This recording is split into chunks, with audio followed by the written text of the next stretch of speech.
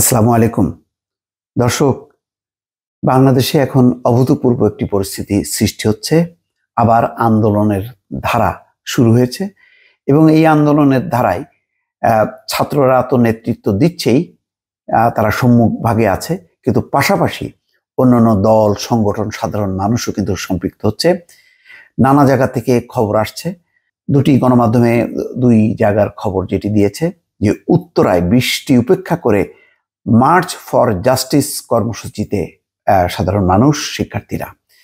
Science laboratory এলাকায় বৈষম্য বিরোধী ছাত্র আন্দোলনের গণমিছিল।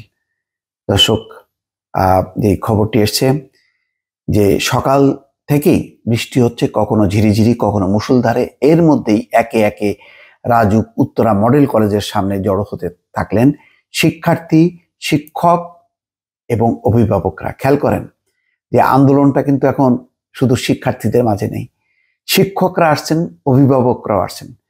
সকাল 10:30টার মধ্যেই ভরে গেল প্রতিষ্ঠানটির সামনের সড়ক। ছাত্র হত্যার বিচার দাবিতে শুরু হয় বিক্ষোভ মিছিল ও সমাবেশ। স্লোগানে স্লোগানে উত্তাল হয়ে ওঠে চারপাশ।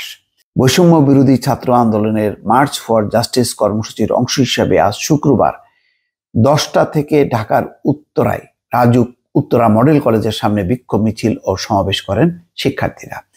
তাদের সঙ্গে যোগ দেন কলেজের বিভিন্ন পর্যায়ের শিক্ষক ও অভিভাবক। 2 ঘন্টা ব্যাপী এই বিক্ষোভের কারণে বন্ধ হয়ে যায় কলেজের সামনে সড়কের যান চলাচল। গত বুধবার সারা দেশে বৈষম্য বিরোধী ছাত্র আন্দোলনের ডাকে মার্চ ফর জাস্টিস কর্মসূচি পালিত হয়। তবে উত্তরায় শিক্ষার্থীরা আজ এই কর্মসূচি পালনের ঘোষণা দেন। বিক্ষোভ মিছিলে শিক্ষার্থীরা বলেন, কোটা সংস্কারের দাবিতে শান্তিপূর্ণভাবে আন্দোলন করছিলেন তারা, কিন্তু সেখানে কোনো প্রকার উস্কানি ছাড়াই হামলা চালায় ছাত্রলীগ। পরে পুলিশ তাদের আন্দোলন দমানোর জন্য গুলি চালিয়ে নির্বিচারে হত্যা করে অসংখ্য সাধারণ শিক্ষার্থী ও সাধারণ মানুষকে। হত্যাকাণ্ডের পর বাড়ি বাড়ি তল্লাশি চালিয়ে গ্রেপ্তার করা হচ্ছে সাধারণ শিক্ষার্থীদের। পুলিশের গ্রেপ্তার আতঙ্কে নিরাপত্তাহীনতায় ভুগছেন শিক্ষার্থী ও অভিভাবকরা। তারা যে কোনো মূল্যে এই ধরনের অন্যায় বন্ধের দাবি জানান। বিক্ষোভে অংশ নিয়ে এইচএসসি পরীক্ষার্থী সাজ্জাদুর রহমান বলেন, কি দোষ ছিল আমার ভাইয়ের মুগ্ধের, কি দোষ ছিল এই শিশু মেয়েটির যে বারান্দায় দাঁড়িয়েছিল, কি বা দোষে এতগুলো নিরীহ মানুষ মারল, কেন নির্মমভাবে তাদের হত্যা করা হলো।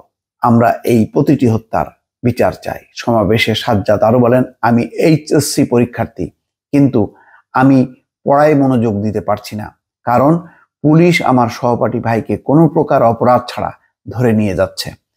তাদের ভবিষ্যৎ অনিশ্চিত হয়ে পড়ছে। আমরা আমাদের ভাইকে জেলে রেখে আর কোনো পরীক্ষায় বসতে পারবো না। বক্তব্যে রাকিব নামের আরেক শিক্ষার্থী বলেন, সরকার আমাদের জনগণের ট্যাক্সের টাকায়, আমার বাবার পরিশ্রমের টাকায় গুলি কিনেছে দেশের স্বার্থে কাজে লাগানোর জন্য, কিন্তু সেই গুলি দিয়ে আমাদের মতো সাধারণ মানুষকে হত্যা করা হয়েছে। আমরা এই অন্যায় মেনে নেব না। আমরা প্রতিটি হত্যার বিচার চাই। কর্মসূচিতে অংশ নিতে সকাল থেকেই উত্তরার 6 নম্বর সেক্টরের রাজুক উত্তরা মডেল কলেজের সামনে শিক্ষার্থীরা জড়ো হন। তারা প্রথমে সমাবেশ করে বক্তব্য দেন, পরে কলেজের সামনে বিক্ষোভ মিছিল করেন। এ সময় স্লোগানে স্লোগানে উত্তাল হয়ে ওঠে চারপাশ। স্লোগানগুলোর মধ্যে ছিল, আমার ভাই মরল কেন, প্রশাসন জবাব চাই, সামনে আসছে ফাল্গুন, আমরা হব দ্বিগুণ, তোমার কোটা তুমি নাও, আমার ভাইকে ফিরিয়ে দাও, দিয়েছি তো রক্ত, আরো দেব রক্ত, জেগেছে রে জেগেছে, ছাত্র সমাজ জেগেছে। শিক্ষার্থীদের সঙ্গে সমাবেশে অংশ নেন কলেজের অনেক শিক্ষক ও অভিভাবক। তারাও অনেকে শিক্ষার্থীদের সঙ্গে বিচারের দাবিতে স্লোগান ধরেন। ফারজানা সুলতানা নামের একজন অভিভাবক বলেন, আমার মেয়ে কলেজে পড়ে, এখন বাসা থেকে বের হলেই আর মনে শান্তি পাই না, সারাক্ষণ আতঙ্কে থাকে। আমিও এই ধরনের অন্যায়ের বিচার চাই, তাই বৃষ্টি উপেক্ষা করেই মেয়ের সঙ্গে কর্মসূচিতে এসেছি। দর্শক, বুঝতে পারছেন যে পরিস্থিতিটা কোন দিকে। অন্যদিকে আজকের পত্রিকার একটি খবর দিয়েছে যে সায়েন্স ল্যাবরেটরি এলাকায় বৈষম্য বিরোধী ছাত্র আন্দোলনের গণমিছিল। এখানে ভিন্ন ধরনের ছাত্র জনতা মিলে গণমিছিল করেছে। রাজধানী সায়েন্স ল্যাবে শুরু হয়েছে বৈষম্য বিরোধী ছাত্র আন্দোলনের ডাকা প্রার্থনা ও ছাত্র জনতার গণমিছিল। শুক্রবার জুমার নামাজের পর দুপুর 2টার দিকে এই মিছিল শুরু হয়।